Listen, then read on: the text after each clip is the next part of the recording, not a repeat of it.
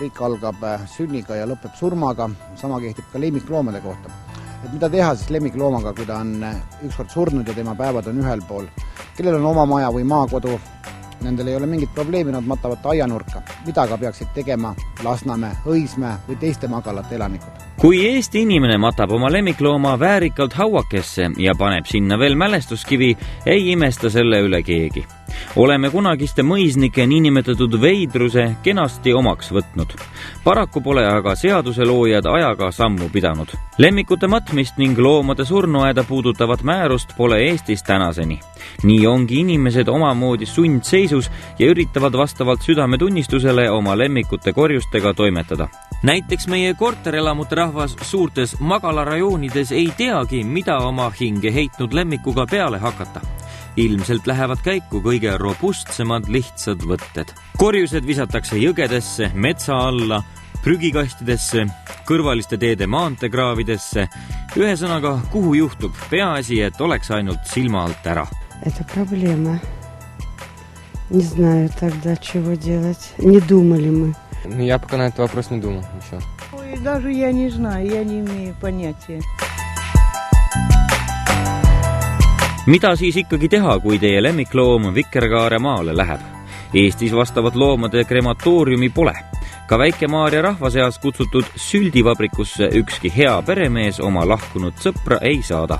Nii juhtubki, et tihti sängitatakse oma lemmikud eramaadele tekkinud kalmistutele. Suurim neist asub endise loomaarsti Tiit Truumaa maadel Harjumaal Jõelähtme vallas. Mees lõi kalmistu juba 15 aastat tagasi. Aga on teil ka üldse muidu aimu, kui palju on koerasid kassisid? Ma täpselt ei tea, aga kuskil 4000 ringis võib olla. Ja kõige väiksem on praegu valge hiir ja kõige suurem on hobune. Hobune ka siia maja? Jah, aga see oli hobuse varst, ütleks niimoodi.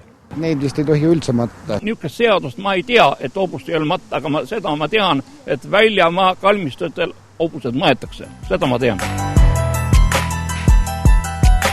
Pole kahtlustki, et Tiit Truumaa on tubli mees, aga suureks paisunud surnuaiaga on täna juba vanal mehel üha raskem toime tulla.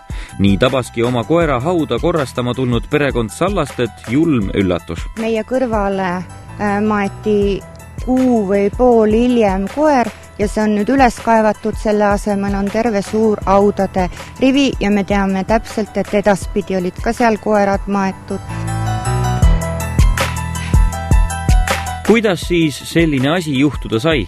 Kas on ehk härra Truumaa liiga ahneks läinud, et ruumi kokku hoiab ja värsketele haudadele peale matab? Need olid eelmise aasta lõpus ja selle aasta alguses tekkinud sinna ja lihtsalt kui moment on ta hooldamata, sest nii palju ei jõua seal käia, kui kiiresti see kasvab. Kuulsite nüüd nagu pretensiooni, et värsked hauad selle aasta algusest ja nüüd juba peale maetud? Ja. No me lähme konkreetselt vaatame ja ma ütlen, et mul ei ole kindlad kaadrid siin. Ja teinekord on ka niimoodi, et täna on ta adekvaatne ja homme ei ole.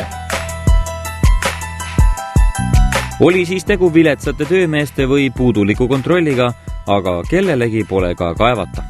400 krooni eest saate ju ainult härra Truumaa suulise loa tema eramaale oma loom maha matta. Kas te saite üldse midagi, mingi kviitungi, mis tõestab, et te olete raha maksnud ja seesamane nüüd see väike ruutmeeter, kus teie koer on maetud, kuulub teile?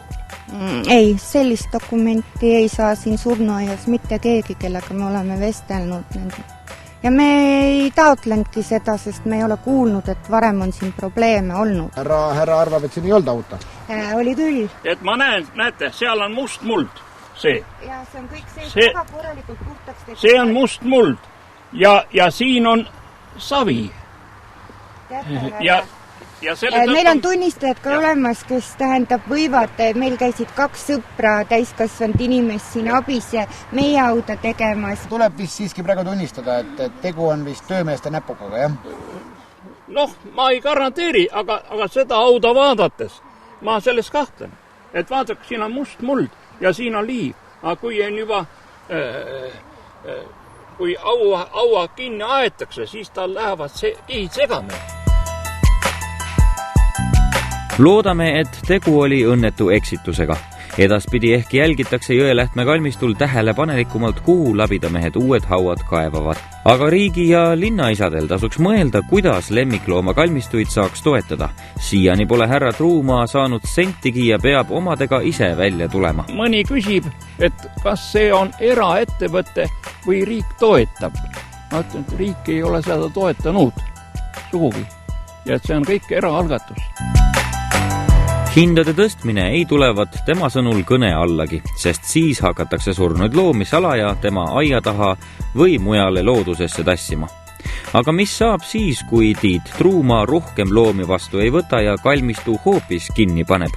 See on küsimus eelkõige Tallinna ja Maardu linnavalitsustele, sest kõige rohkem loomi tuuakse Jõelähtmele just neist linnadest. Eestis krematooriumi ei ole ja nii paljud kaasmaalased on sunnitud käima oma lemmikuid tuhastamas Soomes. Nii mõnestki Soomesse minevast autopagaasnikust võib leida surnud lemmiklooma. Väiksemad lemmikloomad nagu pisemad koerad, kassid rändavad üle piiri kõiki seaduse rikkudes lihtsalt käekotis või kohvris.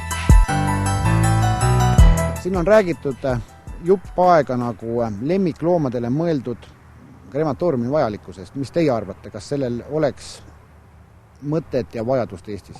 Kindlasti oleks, sest et me olime ka sellest kuulnud, pidi tehtama ja hakkasime uurima ja kahjuks seda võimalust ei olnud, sest kindlasti me oleks kasutanud selle võimaluse.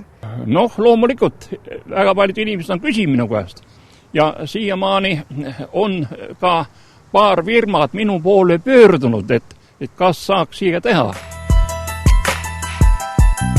Siin territooriumil on tegelikult asi lihtne. Kui sa oma auda ei hoolda, siis võib ühel päeval juhtuda seda, et sinu lemmik kaevatakse välja ja sinna maetakse uus loom, nii et käige oma audasid korrastamas.